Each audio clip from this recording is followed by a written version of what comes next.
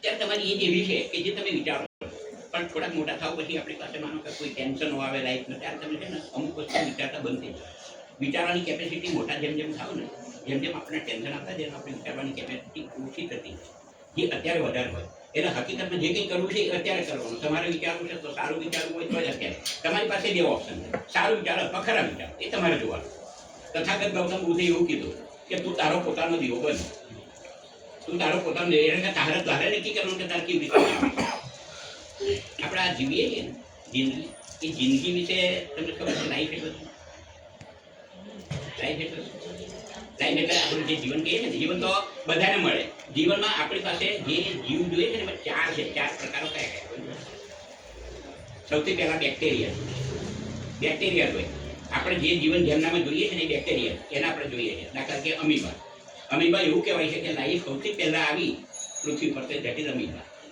એટલે અમીબા પછી એના પછી આવે જીવજંતુ, પછી ત્રીજા આવે પ્રાણીઓ અને ચોથા આપણે. બરોબર? એટલે ચોથા એ બધાને જેમાં જીવ આપ્યો છે ને એ જીવમાં કુદરતે આપણને સૌથી વધારે મૂલ્યશાળી અને આપણે પોતે આપણા વિચારો વ્યક્ત કરી શકીએ એવું આપ્યું. એટલે સૌથી પહેલી વાત એ છે કે તમે વિચાર કરી શકો. તો તમારે કેવી રીતે વિચાર કરવાનો? એટલે લાઈફ જે કીધું, લાઈફ તમને કુદરતે એક વસ્તુ તમને અમુક જગ્યા આપી દીધી, કુદરતે અમુક તબક્કો આપી દીધું સમાજનું કે તમારી લાઈફ નહીં વર્તી, તો કુદરતે તમને સમય આપ્યો નહીં વર્તનો. એ નહીં વર્ષમાં તમારે શું કરવાનું એવું. હવે એ નહીં વર્ષમાં તમારી પાસે રહ્યું છું, તમે કોઈ દિવસ એવું છે કે તમારી જિંદગીનો ત્રીજો ભાગ ક્યાં જાય? કેમ કે નથી વિચારતા. આપણે વિચારવું હોય તો આપણી જિંદગીમાં તમે 24 કલાક, એક દિવસના કેટલા? 24 કલાક. 24 કલાકમાં 8 કલાક ઊંઘે એટલે ત્રીજો ભાગ ને. તો તમારી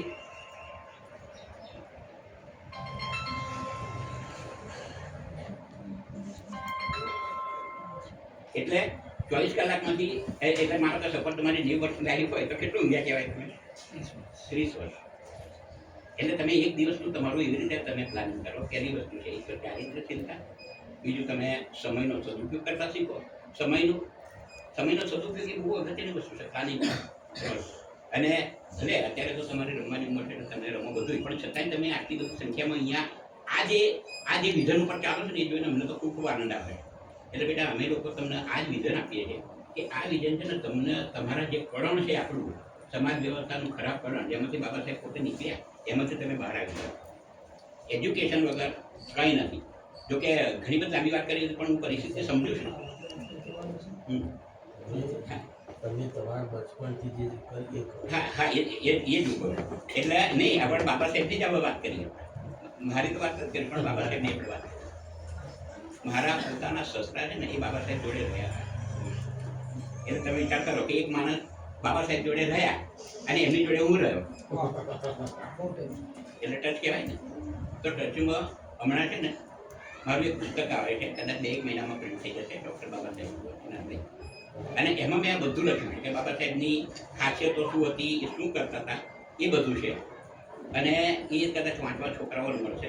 અને બીજી નાની નાની 2-3-4 ચોપડીઓ છે. એક ચોપડી તો એવું છે કે જે સંસ્મરણો છે ને મારા એ બધાની મેં એક બનાવી. એમાં ડૉક્ટર બાબા સાહેબની જે બધી ખાસિયતો હતી ને એ બતાવી. એમાં તમને કામ લાગે એવી ખાસિયતો 2-3 કહી. એક તો એ છે ને આખો દિવસ ફરીને આવે ને ત્યારે સાંજે તમે જુઓ તેમના છેલ્લા કાપલીઓથી ભરેલા.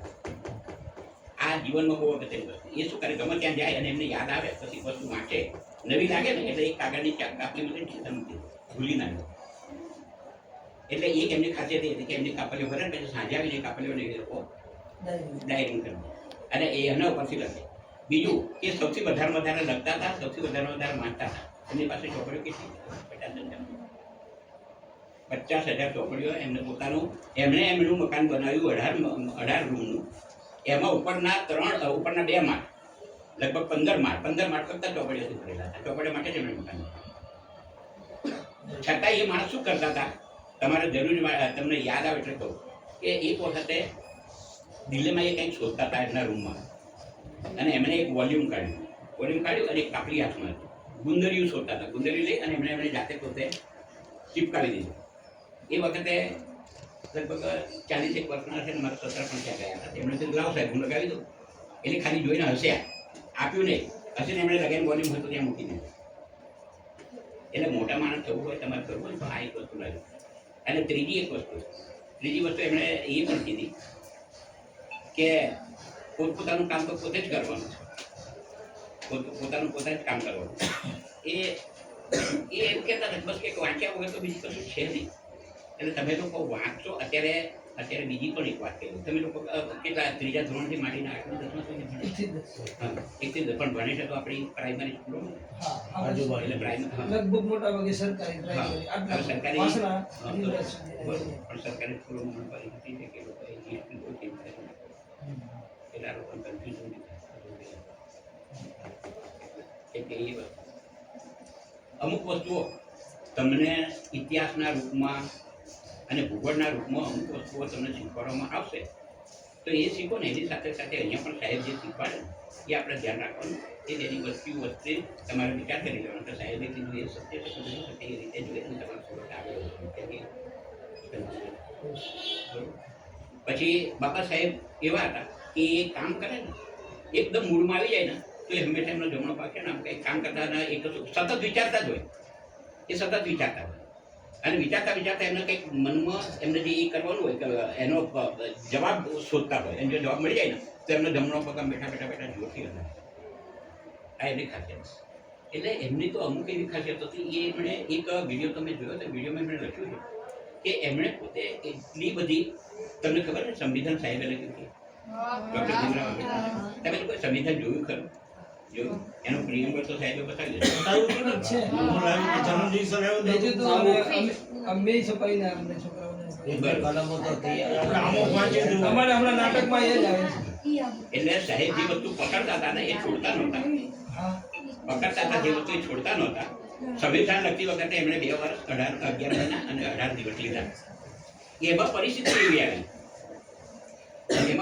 એવી આવી કે એમને 6 બીમારીઓ હતી. એટલે એ લોકો 49-50માં એમને 6 બીમારીઓ હતી.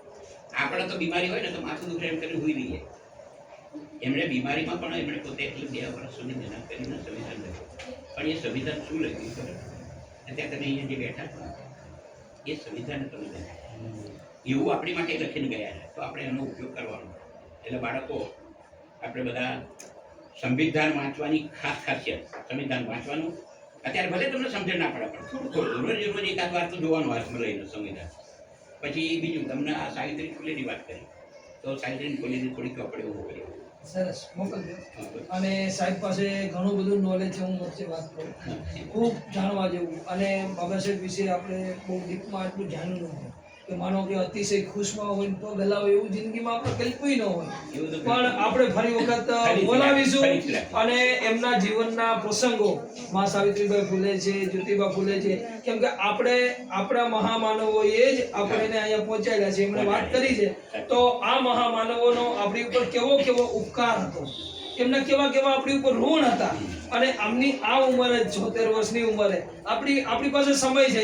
એમની પાસે હવે 2, 5, 10 વર્ષ હું તો કહું કે સતાયું પૂરી કરે 100 વર્ષ. પણ જે વર્ષ જીવે એ વર્ષ જેટલા વર્ષ પણ આપણે ઈ પહેલા એમનો લાભ લઈશું. ક્લાસીસમાં બોલાવીશું. 2-3 કલાક સુધી એમની બધી જ વાતો સાંભળીશું. અને આજે 5 વાગે આપણે ત્યાં મજૂર ગામ જવું જરૂરી છે. એટલે તમે છેલ્લી વાત સરસ કહી દો. છોકરાઓને જે કાયમ યાદ રહે એવી એક શોર્ટ એન્ડ સ્વીટ વાત કહી દો અને પછી બુટ વિતરણ કરીએ. પણ તમારે આમની પાસેથી ખરેખર બહુ જીવનમાં સાંભળવા જેવું છે. અને હું તમને પ્રોમિસ કરું છું કે એમના જ્ઞાનના જે અમૃત છે એ આપણે ફરી વખત 100% પીશું. કાંતિભાઈને કહીશું આગ્રહ કરીને એમને લાવે. આપણે 2-4 વખત બોલાવીશું અને આપણા જીવનમાં આવા પ્રસંગો ઉતારીશું. અત્યારે એક સારી આપણને યાદ રાખવા જેવી એક વાત કહી દઈ પછી આપણે બુટ વિતરણ કરીએ અને આપણે મજૂર ગામ 5:30 પહોંચવાનું છે. તો સાહેબ એક વાત સરસ કહી દઈએ. તો બસ બેટા એ છે.